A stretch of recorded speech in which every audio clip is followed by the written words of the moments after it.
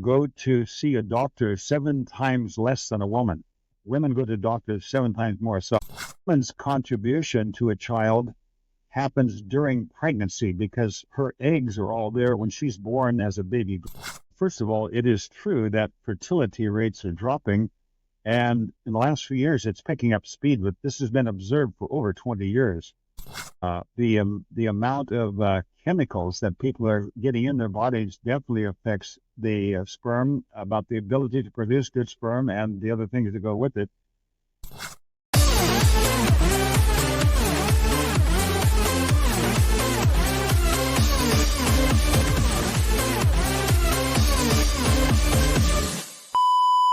All right, guys, today we have Stephen Acuff with us. I need to tell you a quick story about this man right here. That is like for 20 years ago, I met him during I think it was, we would call that a form of education to becoming a naturopathic practitioner. And I was only 20 years old now, and today I'm 40. My view on society, on politics, on health, and really helped me to understand what it means to be a healthy human being. And I had a lot of issues back then. I had like not what do you call it when you have like flakes falling out of your hair. I had eczema. I had stomach issues, pain in my belly. I often went to the doctors for my throat, and I'm really happy I didn't like take out my tonsils. So Stephen like radically helped me change my life, and you are doing that with so many people all around the world. He's lecturing about microbiotics. Enough said. I'm super stoked that I have you on this podcast right now. Stephen, how are you? Well, I'm well, and I'm happy to join you today because I've been working with health issues for many years, decades, and I have been able to help many people, and I'm always happy to talk to as many people as I can, and this is an ideal way to get the word out.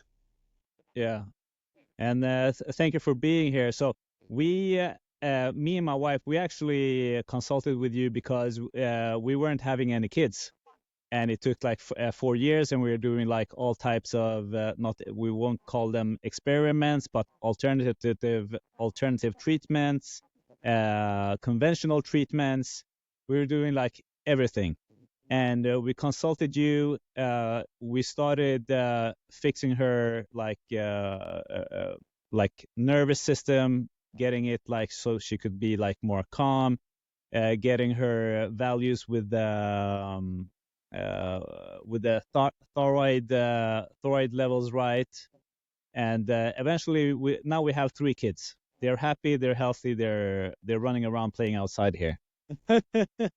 Love to hear those kind of stories. Yeah, so super grateful to be talking to you.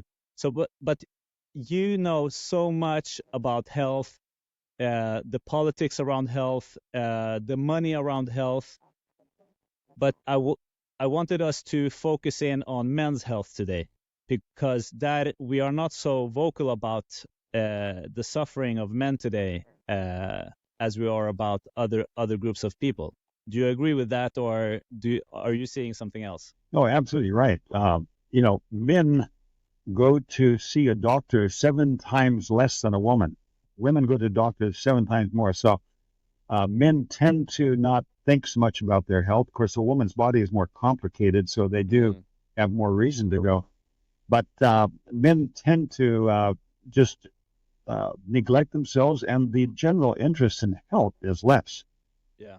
I once lectured in Bergen, Norway, and there were 100 people who came to my lecture, and there were 99 women and 1 man. That was also the case on your education that you had at Naturmedicinska, the Natural Medicine Institute here in Sweden. It was me and 1 other guy, and the rest was were women. That's right. Well, I'm always happy when some men join up because it makes us look like a bunch of idiots. Otherwise, yeah. Which we are sometimes as well. No, so I'm happy that the trend is shifting in that area. I think so. A couple of my concerns with men's health. I heard statistics about like during like maybe the last 60 years that the men's fertility rate has dropped with 95%, or the sperm count, I would say, has dropped with 95% during the last 60 years. And maybe that's accurate, but it's around those numbers, I think. We'll see what you say about that. But you also measure the ability for the sperm to swim as well. That's also one way to measure how healthy sperm is. So the amount, the shape of it, and the way they swim. And another statistic that comes from Denmark is that 1 of 10 boys, when they are born, has a deformed penis. Denmark is that 1 of 10 boys, when they are born, has a deformed penis. So that's also like some form of not attack, but an issue that boys have, like hormonally with their hormones. So what do you think are some of the biggest threats to men's health today? Yes, well, you bring up a couple of very interesting points here. First of all, it is true that fertility rates are dropping, and in the last few years, it's picking up speed, but this has been observed for over 20 years. And I actually read a report from some medical organization that they have already calculated out the date when it will be unlikely that women will be able to get pregnant through the traditional way that's more fun than the lab way.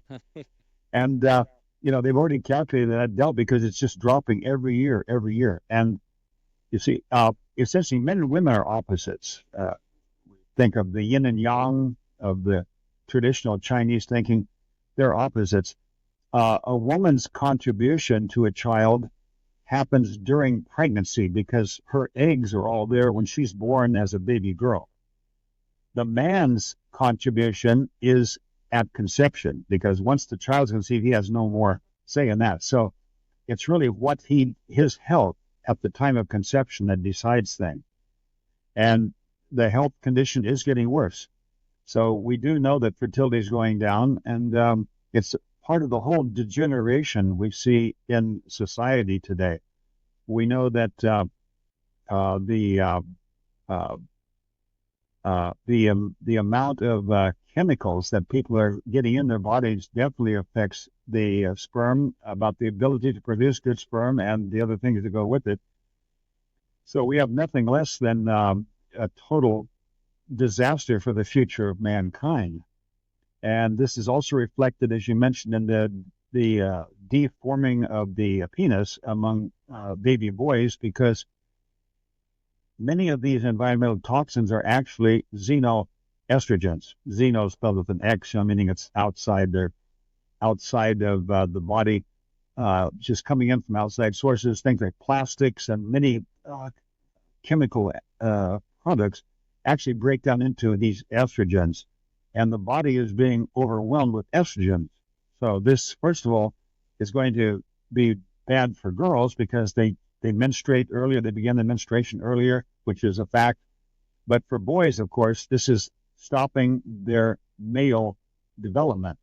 Like there's in the first couple of months after birth, even there is a surge of male hormones that determine male behavior characteristics.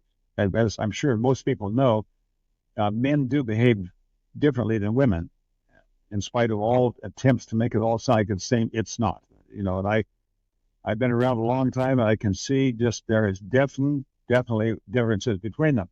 So in those first 2 months, you have this testosterone surge, and this sets the male pattern. And when you have then a lot of estrogen weakening that, then this goes on top of what's happened before the birth, because the penis deformation, of course, happens before the birth because the woman is taking in a lot of xenoestrogens, as well as estrogens from, for example, cow milk. Now, cow milk comes from a female cow. and they have to keep the female cows pregnant because the cows only give milk, if it's needed. So if they're not pregnant, just getting a calf, there's no milk. So milk is loaded with female hormones.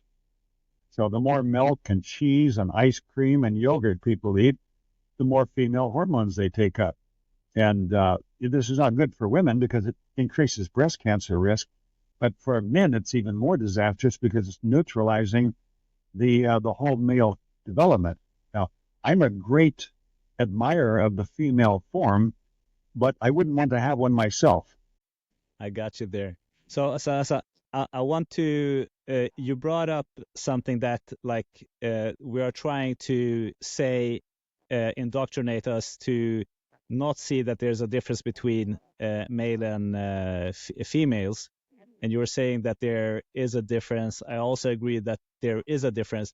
But a question that I've been having around like this whole, I don't know if it's a political game or what's going on here, because there's also a lot of money in transgender gender medical surgeries and stuff like that. I don't know like where this idea is coming from, but one thought I had, and I wanted to ask you this, is can this be because of the hormonal imbalances that we are experiencing now, where like the male testosterone is dropping and the female hormones is like all over the place, that we are having a hard time to just like feel healthy, to feel sane, to feel that we are maybe the gender that we are born with? What's Well, your thoughts about this? yes, I'm glad you asked me that because I'm absolutely sure that this inundation, this overload of female hormones, the estrogens, are behind all this sexual confusion. Now, it's not the only thing, of course. There are different things going on, but this is a major factor.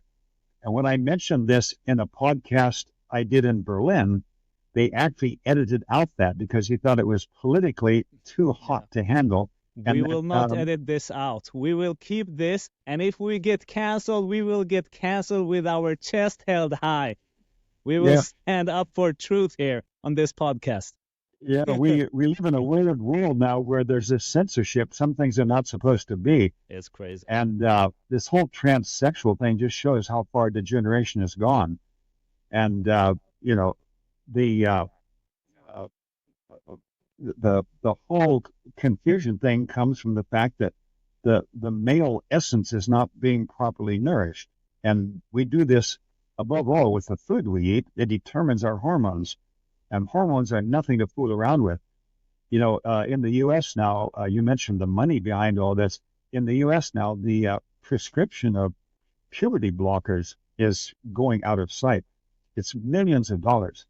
Puberty blockers. Now, you have nature has determined you are male and you want to be a female, so you take these puberty blockers, which stop a very important body process of the body coming into male maturity. You can imagine no one can even guess what kind of consequences this will have. It'd be totally disastrous. And many of these young men who take these later are very upset about it, that as young children, they were convinced to do this by ideologically slanted adults who wanted they want to promote this transgender thing. And you mentioned like the essence of being a man. Can we go in there? Because I remember that you have like a strong base within your philosophy about like the yin and the yang and the five elements. How would we describe the masculine energy and the female energy from your way of looking at it? Yeah, so we can go back to the Taoist philosophy, which is at least 5,000 years old. That's how long it's been written. In the Taoist philosophy of yin and yang, the male is the yang and the female is the yin. The male is heat, female is cool. You see, the whole world is polarity. And because the man has the incorporation of the yang essence, then whatever we do will affect that. Like if we have physical exercise, that is a yang influence. If we sit on, read a book or go on the internet, that's a yin thing to do. and nothing wrong with that, but you have to have the balance. So when women get to become these really, say, top levels sports people like marathon runners, many of them have a problem. They no longer menstruate because a female body is not meant for that kind of stress. A female is supposed to have a certain excess to prepare for giving birth to a child. So, you have these very different energies going on. So the physical exercise is one thing that men have more muscle power. When you see all this silliness going on of allowing men to participate in women's sports, well, not one time has a woman tried to participate in men's sports. They would get totally smashed, and they know it. So they do it the other way around. Well, the physical muscle power that a man has is much greater than a woman. So already that part. Then with the food, especially things that are sweet, like sugar, obviously, but a lot of fruit, and then things that are made out of cow milk, because it is a female product. The female is yin, the male is yang, so the bull is yang and the cow is yin, and all this milk coming out is yin. So all this is coming in and affecting the child. Now in Sweden, where I live, and you live, Yeah. about 50%, or actually 51% of all calories consumed by a young child are some form of dairy food. So you can Really? imagine, 50%? yeah, 50%. It's easy, quick food, yogurt, cheese, milk, all this stuff, because other food takes time to prepare, but this dairy food is already prepared. So it's Sweden and Finland are the two highest consumers of dairy food. And when I think of, like, they have that, and then they add sugar to that, and then they add several chemical additives and serve it ice cold, that's called ice cream. Yeah. And that is like, that's a perfect way to just watch your masculinity go out the door. So, I mean, I've had many situations. I remember once I was at the Frankfurt airport, going to fly back to Sweden, and a man wanted to have a consultation with me. I do health counseling. So I met him at the airport, it's the only time I had. And so I asked him, what's the problem? He said, well, I've got big relationship problems because I do not have my sexual potency, and this is really bothering our relationship. And so I explained the yin and yang. You need to get your yang male essence up. So what do you have for breakfast? The man at the airport, and afterwards we came into some woke issues. But I was asking about what can a man do to keep his male hormones intact. So what should he avoid, and what can he start maybe eating, or what can he do? Because one of the big things that I did after attending your workshop, that was not having the cell phone in my pocket as well. So I see a lot of guys having the cell phone in their pockets, and during that time we went into 3G, and now we have 4G, and now we have 5G. So and this is just what I heard. I haven't read anything about it, or I haven't gone deeper within how electric cars might affect your testicles as well, or your fertility, or overall just like the EMFs radiating on your body. I haven't checked that out. I just heard it quickly on the internet as you do. So what are your thoughts about that? What can a man do to protect his not genitalia, but his male masculine force? Yeah, well, on that subject of radiation, it is an interesting subject because they discovered that helicopter pilots had become infertile. They couldn't have children. Wow. And then they discovered that when they're flying the airplane on the helicopter, when they fly the helicopter, that they're sitting right on the whole electrical thing that is guiding the whole helicopter, and they were just getting a load of that sitting on top of that. So and that's the EMFs. Yeah, a mobile phone, of course, would be a small dose of that, but still, it's enough to make a difference. So, all these things are pertinent. There are actually companies like Shield apparels that sell underwear that has small silver fiber that actually will break that, will break up the electromagnetic radiation, and it actually works. I have a hoodie that I bought from them, and when I was at the Melbourne, Australia airport to fly to Sweden, you have to stand there and get radiated, and I had my hoodie on, and Ah, the man was frustrated. He wasn't getting a reading, so they had to take me to the side and gave me a physical pat down, and they didn't think about that the hoodie could be blocking that. But at least I found out it does work. And oh, that's good. We're gonna be traveling soon. I need to check that out. yeah, called Shield Apparels. Very good. They Shield got hoodies, apparels. underwear. But to answer your question, that's one thing you can do is to Yeah. buy that special clothing that will block that, and it does work.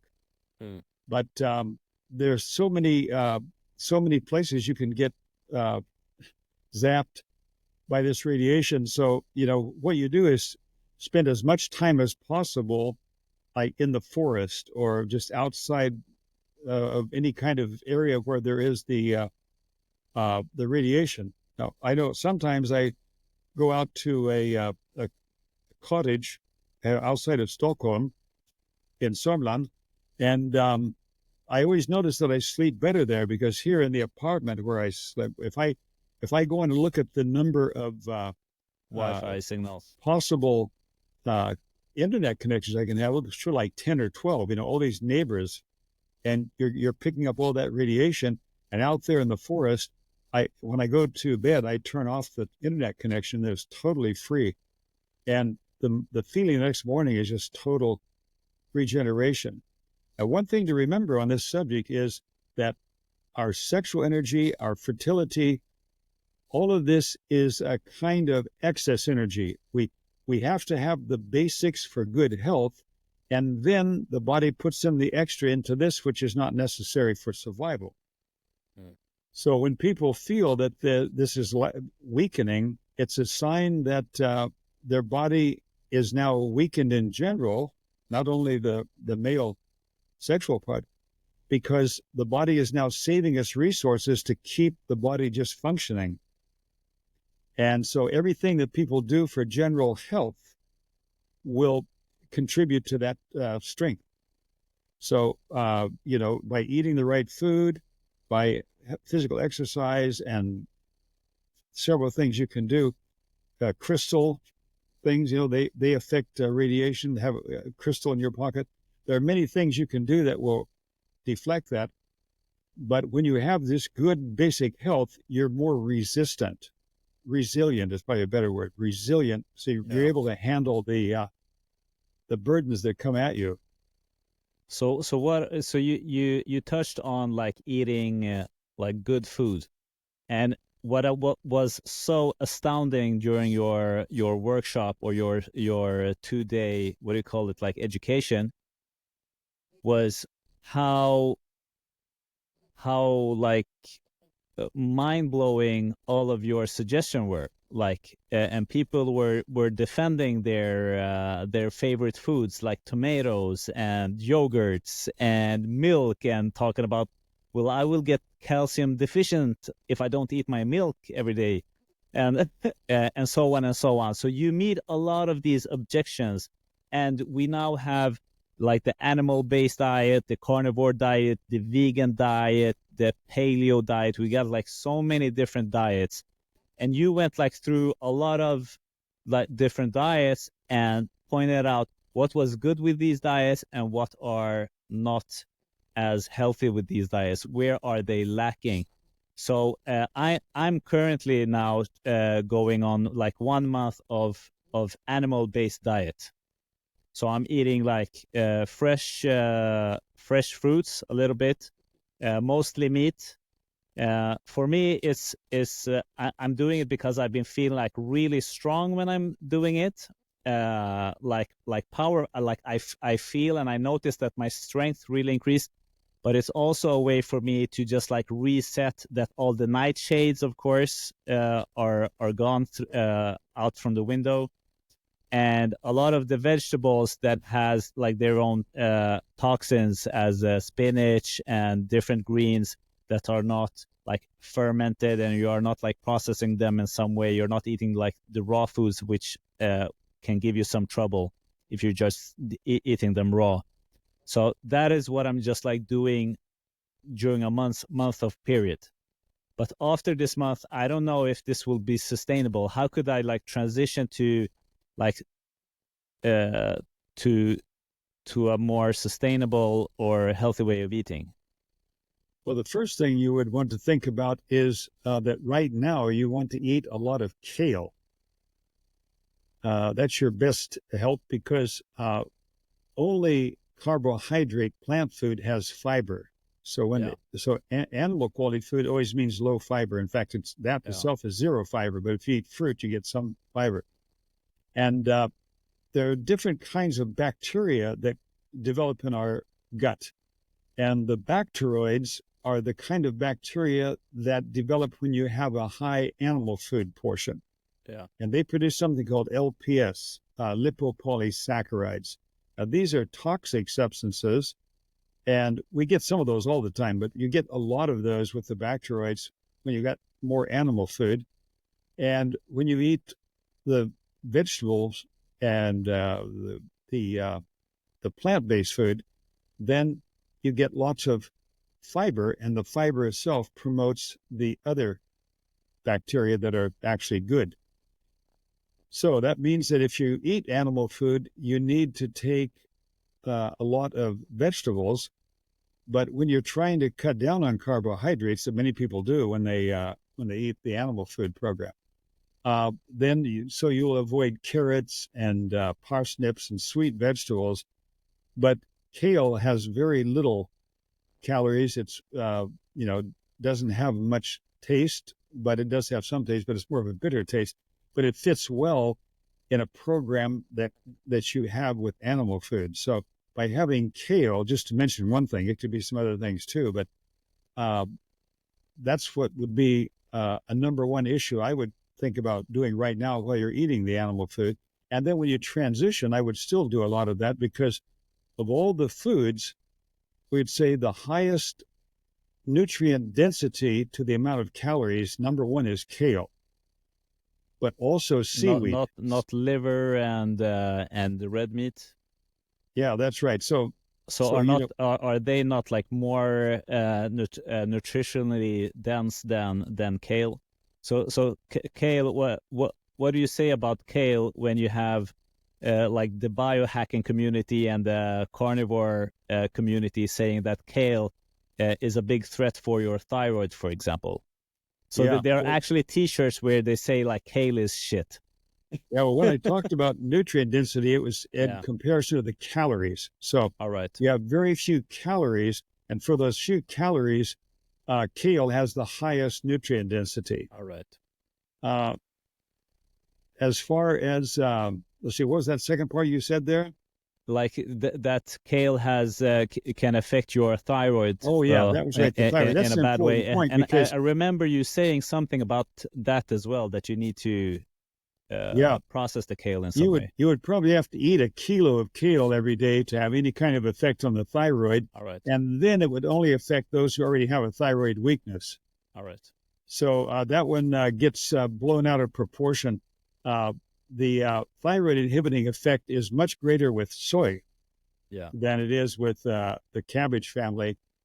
And so that's nothing to worry about there. But in the long term, people do better with high fiber food, and then having the animal food as a secondary source of protein.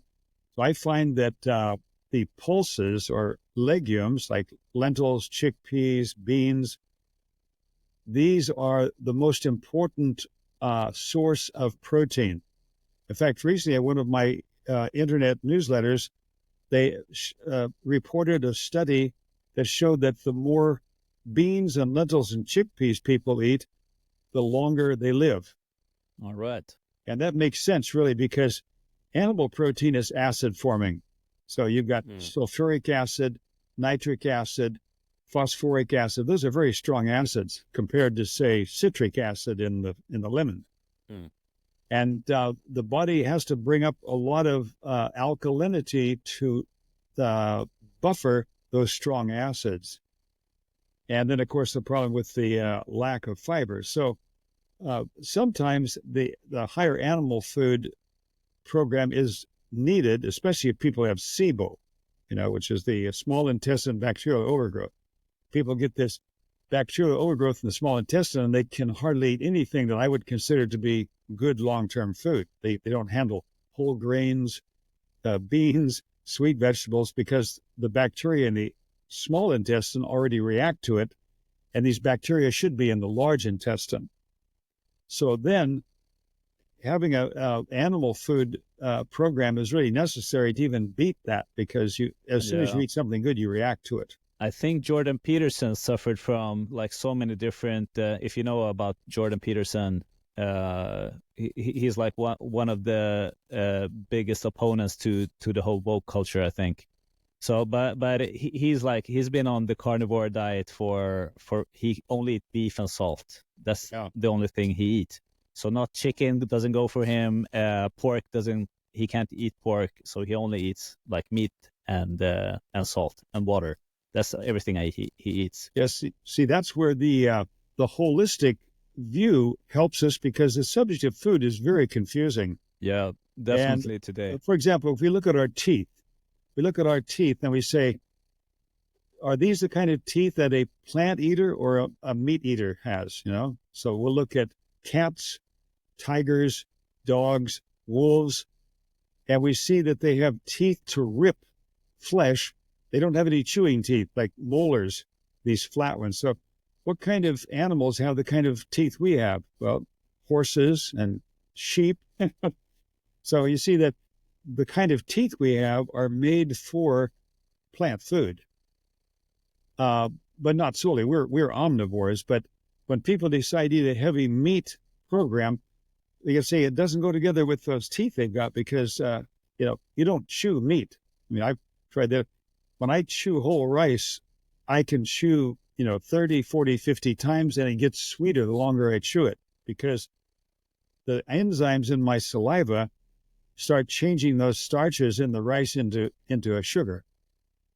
If I eat meat, if I chew more than 4 or 5 times, it's like all the juice is gone. I just got this stuff in my mouth, that has basically, no, taste is not particularly interesting.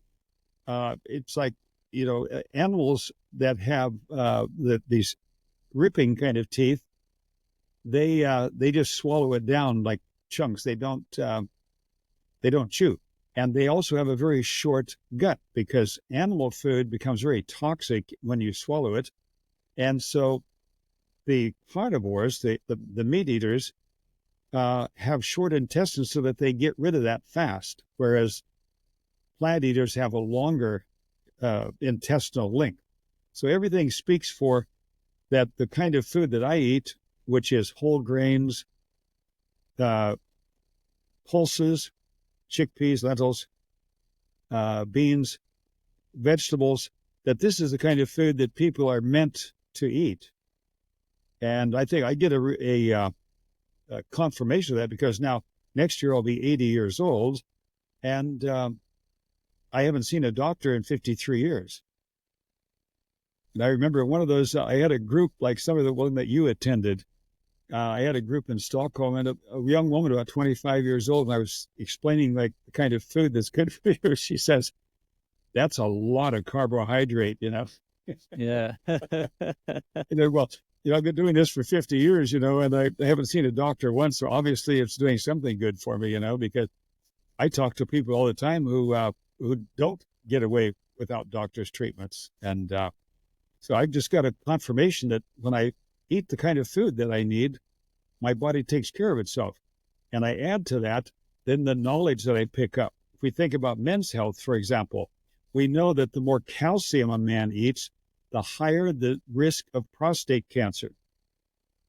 So look at the countries that have high dairy consumption, and they have also the highest level of prostate cancer. So, But you just don't want to have high calcium food. Is You want to that have magnesium. all right? Magnesium is the counterbalance of calcium. So is that because of? But when you consume dairy, you don't like absorb the calcium. Is it because the calcium is in the food and not absorbed in the body? That's right. Yeah, the calcium. So See, the the calcium calcium. Yeah, affects you to get yeah. The prostate cancer. calcium absorption is a complex thing. Many people think I take the milk and then it goes into my bones and everything's Yeah. fine, but that's not the way it works. The calcium actually will lead to something called pathological calcification. Pathological meaning, of course, making sick. Yeah. You have to have the right amount of vitamin D. The vitamin D is what helps your body orderly take in the calcium, and then vitamin K2 helps put the calcium into the bones or where it's supposed to be. Now, if you eat the kind of food I do, it creates a good gut bacteria so that when I eat leafy greens, which contain a lot of vitamin K1, my gut bacteria will change that into K2 and everything's okay. I don't have to take K2 supplements. All right. Someone who is eating meat will not have those kind of bacteria. Now, when I say meat, I'm talking about lots of meat, not having it occasionally. Then they really need the supplements because they don't have the bacteria to create that. If they're not eating leafy green vegetables, they won't have the K1 anyway. So we see all of these interesting combinations. It's in Melbourne, where I spend part of the years. When the Nordic winter comes, I take off for the Southern Hemisphere. And in Melbourne, there are a couple of dairy farmers, a father and son from German immigrants, had this successful organic milk production. Their cows were organic, so doing everything right.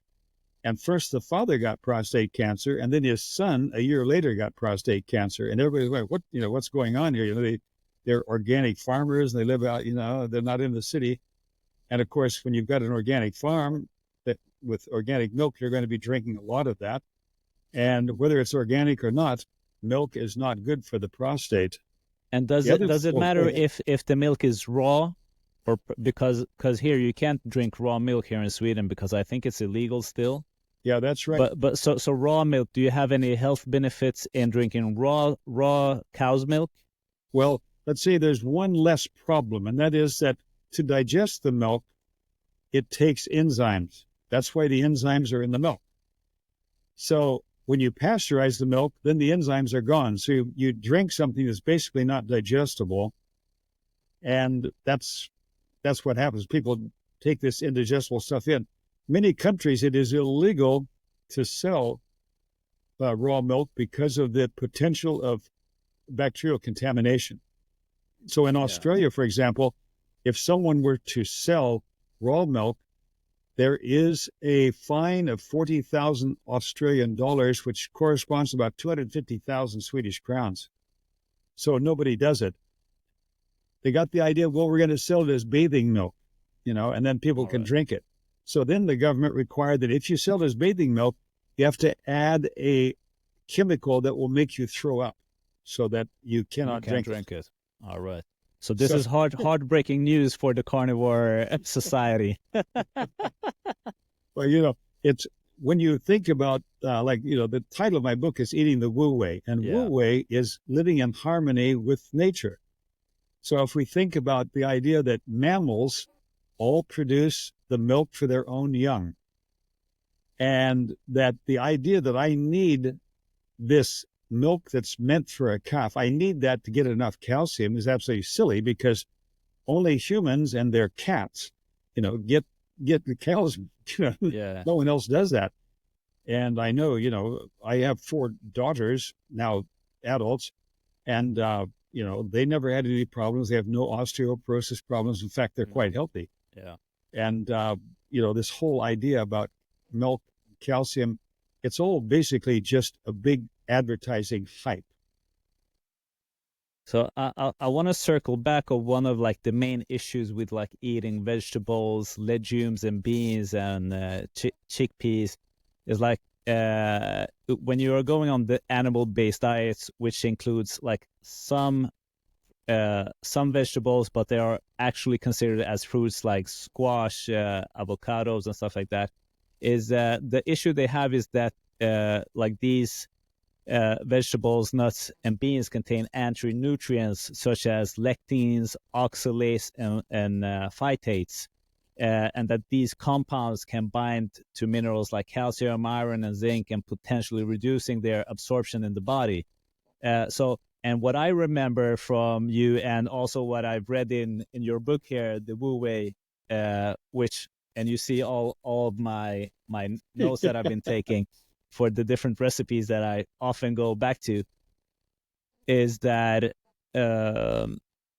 you said that you have to process like these foods. So there's no way you can just like eat raw food, because like these vegetables will harm you in some way. And also they are talking about like the nightshades, which also is popular within the biohacking community, and different like the carnivores always like say that the nightshades can create difficulties for you, which I also experienced in myself doing your test, actually, that you withhold from eating nightshades for 2 weeks, and then you can add nightshades into your diet and see how that affects your body. Because every now and then, if I have some chips or some potatoes, if we're out eating, I always feel that the day after in my limbs. Yeah. I really it's so I can't unsee it, and I can't unfeel the truth that nightshades have that effect on my body. But what are your counter argument to the animal based fear of vegetables, beans, and legumes? Yeah, well, this is a really key issue you bring up here, because I watch some of these presenters on the internet, and they present half truths. It's almost like propaganda. Like, if you say watching RT, the Russian news, and you find out what's happening in the world, but it's not really what's happening. You're not getting a total picture of what's going on. Well, this is what you find, because they'll raise the phytate issue as if, if you eat grains, you're going to get these phytates that will block mineral absorption. So people become afraid of grains, the basic food of humanity for centuries.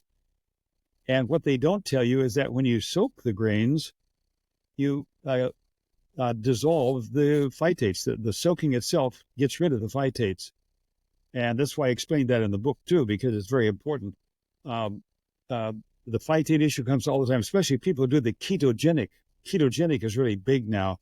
Yeah. And they bring up this phytate thing. And of course, phytates are an issue if you don't soak your food. Like if you just take out, say, some kind of muesli, and it's just these raw grain flakes, and you just pour some soy milk on those and eat those, that's not a good way to go. When you have whole grains, you soak them and then cook them. The soaking itself takes care of the phytates. The soaking already breaks down some of the lectins, but they're really broken down by the cooking. All right. So this whole thing, like Stephen Gundry has got this book called The Plant Paradox about, how the lectins of these vegetable products will cause a lot of health problems. And I met a woman in Australia last time who had come to my lectures before, and she was just made so afraid of that she had stopped eating all the food that I had recommended and was following this man. And it's just nonsense, because first of all, he's a cardiologist. He's a heart specialist, a doctor. He knows as much about food as, say, you could talk to your tax advisor or your plumber or, your car mechanic. They would know as much as a doctor, because they don't study nutrition. They study medicine. They learn how to use medications to deal with problems, or they learn surgery. They don't learn about nutrition. But when they speak, people think they know a lot about it. So here he is telling people not to eat any of the things that I'm telling people to eat. But because I know the facial and body diagnosis, I look at his face and he looks very unhealthy. So whatever he's got going on in his mind does not reflect in his appearance. So he is not doing as well as he thinks he is. So I tell people, first of all, look at what human tradition has been. What have people eaten? Like here in Scandinavia, grains that grow well in the cold weather, like rye and oats, have been very standard foods, and people lived long lives and healthy lives with those. In the old days, before there was refrigeration, it wasn't possible to eat the amount of animal food that people do today. You couldn't eat the amount of milk that they take today without refrigeration. The first place I lived when I moved to Sweden did not get electricity until the 30s, the 1930s. So before that, there were no fridges. And so here you've got, now all this milk and meat and all these things you keep in the fridge, take them out at your convenience. But it hasn't been like that for very long. So people they get confused with all these different theories. And I recommend that they read that from a greater perspective, which we call macrobiotics, which is the greater perspective, looking at what are the food traditions, what is our mouth and our teeth like? Like if we look at our mouth now, look at a carnivore like a lion or even a domestic cat. And when a cat yawns, just watch how the mouth opens. It just goes up and here's this huge thing. And, try to open your mouth as far as possible. Yeah, not so much. We're just not, we don't have claws. Now, imagine with claws, you can hold on to the prey while you begin to eat it. And with us, we've got these delicate fingernails. If we try to open a plastic package and break a fingernail, we're just not meant for leaping onto animals and hooking onto them and eating them. So, you look at all of these things together, and then also informing about the let's say the scientific analysis of food. Like I mentioned with the calcium in the prostate, it's also known that very common cause of prostate cancer is a lack of omega-3 fatty acid. And the kind of meat people are eating today doesn't have much. If you go out and you shoot some wild animal, a deer out in the forest, there will be higher omega-3 there, an animal that lives in the wild. But these domesticated animals that are just raised for meat have very little omega-3, very high omega-6, which is the counter of omega-3. So that kind of meat is not going to be like our ancestors would have had anyway. As the whole thing gets really crazy. And so, I tell people to look at the person who is telling you this. Like, look at Dr. Gundry. Does he look healthy? Not at all. Look at other people. Now, Eric Berg is a ketogenic activist on the internet, and I get his stuff over Facebook because he has a lot of good interesting information about how the liver works and how the kidneys work. It's all interesting stuff. But he's always coming back to telling people, to eat ketogenic, which is very little plant-based food, very little carbohydrate, and lots of fat and then moderate protein. So he looks fairly healthy. So there with him, it doesn't work as well as others. But when I hear the things he's telling people, don't eat whole grains. They got phytates. And, he doesn't mention the lectins, but he does not much, but he does mention the phytates. You see that I've been very lucky in my life because at the age of 25, I actually discovered macrobiotic food. And just by curiosity, I decided to go inform myself because there was a lecture going on. And so I thought, I'm going to try this out for a week. And so just from the body feeling I got, it just guided me because in those days, this was back in the early 70s, I had to explain to people why I didn't eat sugar. You imagine it. People were so uninformed. It's when I was saying, it's still like that eat today. sugar, they would say, but the brain needs sugar. Yeah. That was the level of knowledge. Well, I've just gone along with what my body told me. So it's like an intuition that guides you. And so I tell people in the beginning, you don't have that intuition, but if you follow the guidelines in my book, or you can find it on my internet site, you don't have to buy the book to do that. you can just read the information on my website, and you try that and to see how that feels intuitively. Some people need more animal food than others. When I began, I thought that, it should be very little animal food, maybe a couple times a week. But with time and a lot of counseling experience, I discovered some people need animal food every day or they just don't feel strong enough. And here we can get back to something you mentioned originally, is the difference between men and women. There's definitely more need of animal food in men than in women. And that really makes sense. And it also, it strengthens the polarity between man and woman. When, let's say, the man eats meat and the woman doesn't, there's creating a vibrational polarity, which makes it interesting. That is so interesting that you're mentioning it, because I've sensed that a lot of like the vegan friends or people that are vegan have like a more feminine aura around themselves, and the meat eating guys, they have like some other type of force more going forward. They are not just like woozy doozy and experiencing some magical like it. People who are like strictly vegan, and especially if they eat a lot of soy, because I've been in like so many different festivals where there are only a lot of vegans and there are only vegan food there. They are starting to hallucinate. They are starting to just like see visions, and they are like feeling. It's just like so funny, and people are meeting meat. They are just like stuck here in reality. Well, I don't know if you've heard, one of the newest words to enter the English language is soy boy. Soy boy, yeah. It's a good word. It's a good description. Yeah. Yeah. So I want to I want to just like bring in the perspective of hunt-gatherer tribes and indigenous people. So have you studied them and see what are the commonalities with how they lived and what you teach?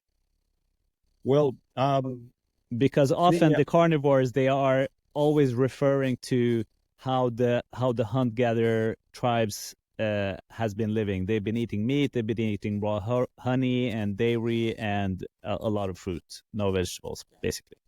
Yeah, there's a lot of speculation about what the original hunter-gatherers did, because no one is there to document it, of course.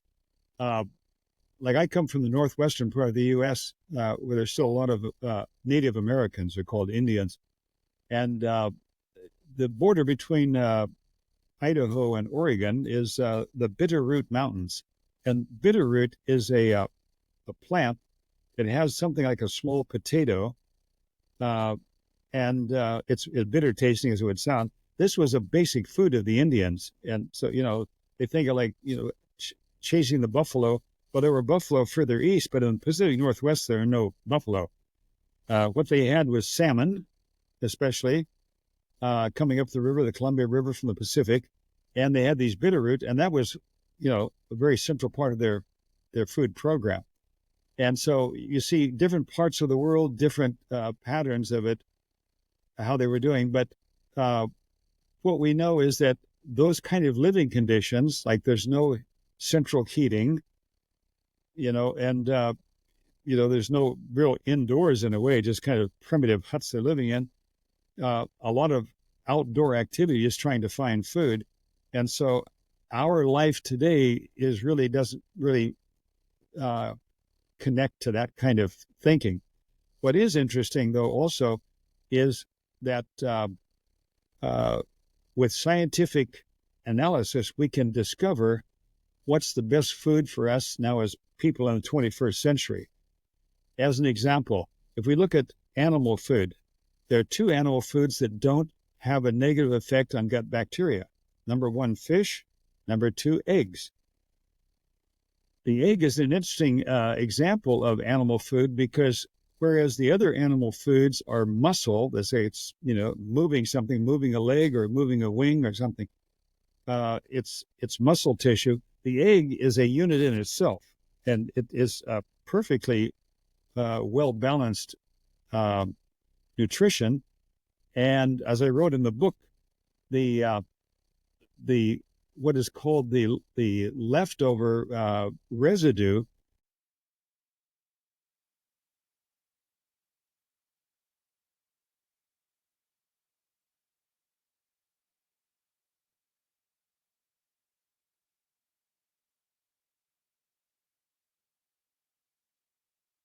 Low browser storage. Again. Oh my God. So, yeah, yeah. When you get to the US, we'll have to get you a new computer and redo the interview. Yeah,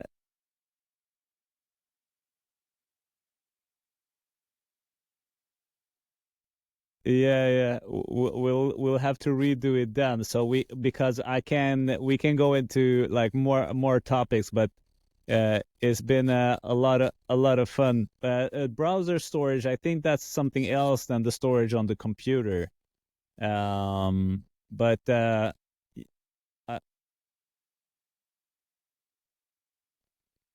yeah, but these recordings don't take up like so much of the space on the computer. So like your computers maybe are singing the last song here, or uh, they are uh, tapping on the last dance. Maybe I don't know.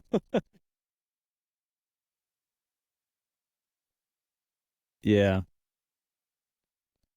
we need to go into the COVID hysteria next time we record because yeah. Only that is hours of conversations. That was crazy. A good book was by Matthias Desment, who's a psychologist.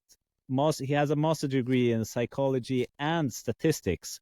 He's from Belgium, and he was out speaking out about like the COVID hysteria because he was seeing like both what was happening statistically, but also psychologically.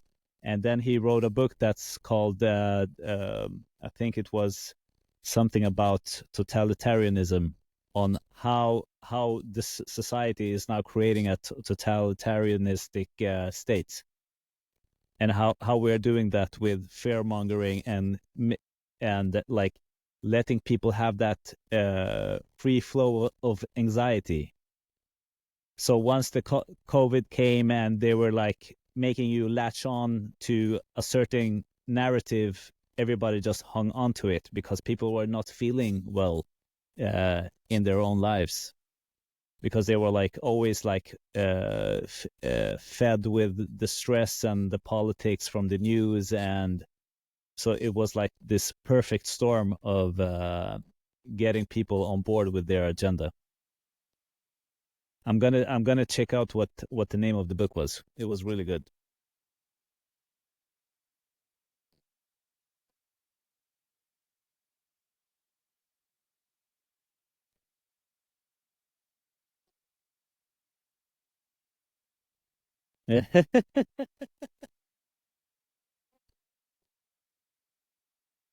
Yeah, I saw that.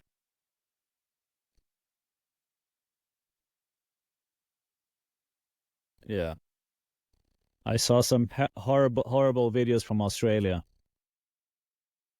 It was crazy. But Steven, we need to do this again. I will see what we can have. I can have like a couple of like great clips from our conversation. I will put them out on YouTube. They will be on Spotify as well, so you can see the video also on Spotify. And then I will create like shorter versions from different topics, like some form of short nuggets.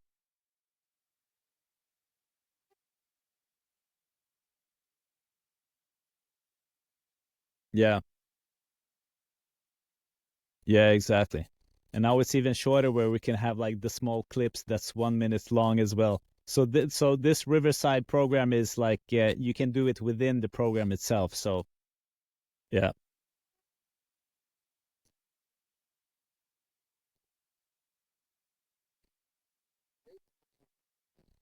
yeah.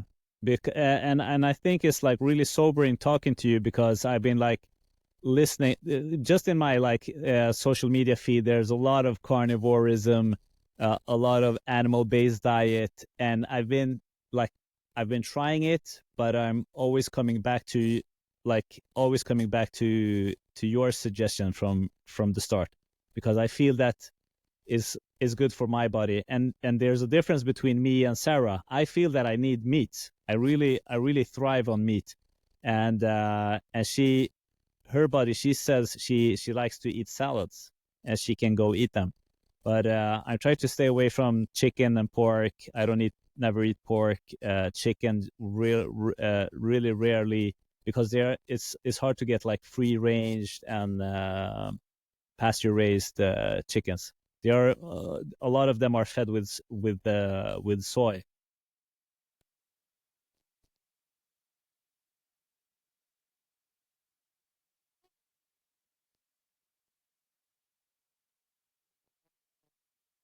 Yeah, yeah, that's really good.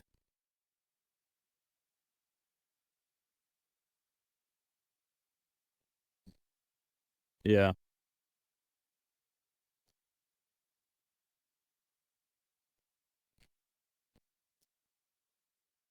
yeah. Let's do some more interviews. I'm up for that. So, are you still following Mark Hyman? Because you were the first guy talking about Mark Hyman. He has really blown up like social on social media and with his brand and stuff like that. That was 20 years ago. And also Joseph Mercola, who got seriously banned during COVID. And they were saying that he was like a not a right extremist and Nazi sympathizer and anti-Semite, and they really attacked him hard.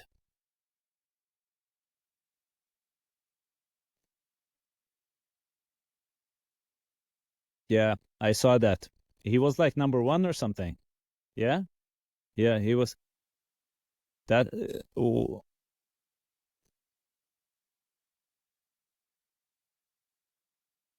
yeah,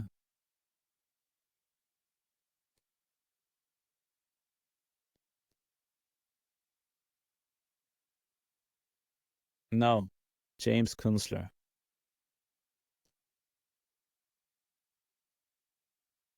Kunstler. Yeah, it sounds like a German name.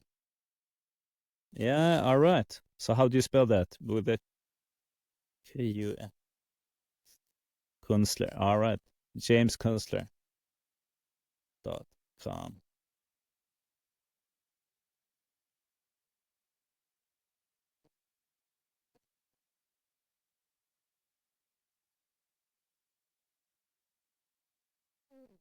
Yeah,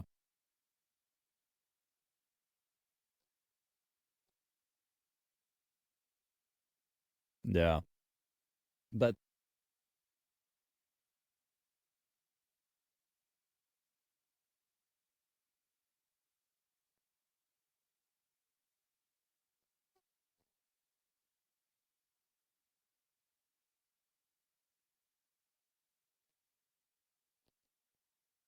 all right. Uh, yeah,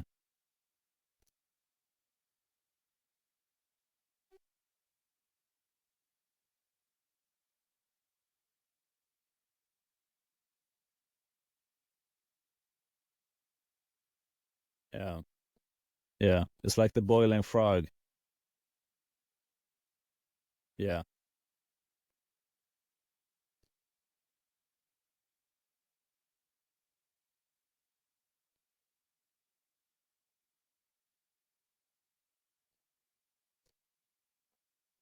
yeah, yeah. And on that note, I really need to recommend one of the more like when you're talking about American politics, the only guy that makes sense nowadays, and I'm not talking about David Icke, because I think like even though he's like this major conspiracy theorist and believes in lizards, and he goes like really far with his beliefs. Uh, I think he made like so much sense during the pandemic. But there's this other guy who's a scientist. He has 4 MIT exams. He's been a professor at MIT, and he's the inventor of email when he was 14. And he's running as an independent candidate, and he is heavily banned from social media. He's really shadow banned, and his name is Dr. Shiva Ayudare.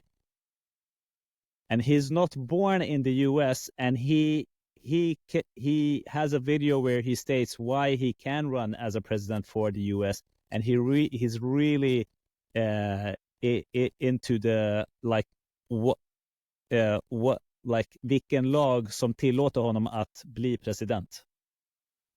But because he's like a system scientist, so he's used like a systems ways of thinking, and he has the background from his mother his grandmother who used Ayurveda for healing people. So he saw that when he was little, and that inspired him to use like this systems thinking for knowing what's going on in the world.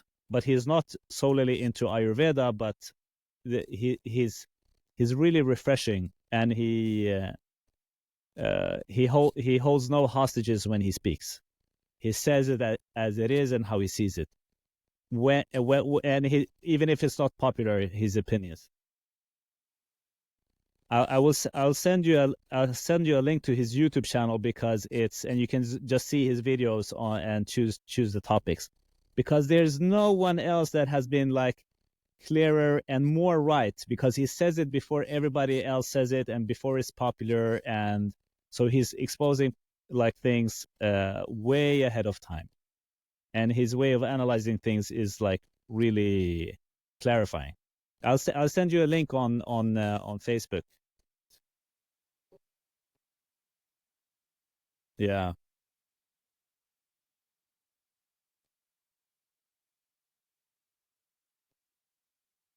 Yeah, and it's even getting harder on internet, because who use internet daily, and we are advertising on social media, and we are working with social media every day.